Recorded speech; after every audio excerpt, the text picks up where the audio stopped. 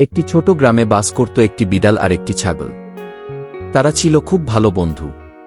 প্রতিদিন সকাল হলে তারা দুজন মিলে বেরিয়ে পড়ত গ্রামের পথে, কখনো নদীর ধারে, কখনো মাঠের সবুজ ঘাসে। তারা একসঙ্গে খেলত, দৌড়াদৌড়ি করত, আর কখনো কখনো বিশ্রাম নিত কোনো বটগাছের ছায়। ছাগলটির নাম ছিল চিকু আর বিড়ালটির নাম মিনি গি। চিকু ছিল দারুণ মজার স্বভাবের, সে লাফিয়ে লাফিয়ে ঘাস খেত আর মিনি পেছনে পেছনে ছুটে মজা করত। তাদের দেখে গ্রামবাসীরাও হাসত আর বলত, দেখো কি দারুণ বন্ধুত্ব। কিন্তু একদিন তাদের জীবনে নেমে এলো কালো ছায়া। গ্রামের এক দুষ্ট লোক, যার নাম ছিল রতন, সে খুব লোভী আর নিষ্ঠুর ছিল। একদিন সে রাগের মাথায় ছাগল চিকুকে আঘাত করে ফেলে। ছোট্ট চিকু আর বেঁচে থাকে না। মিনি তার প্রিয় বন্ধুকে হারিয়ে একেবারে নিঃসঙ্গ হয়ে পড়ে।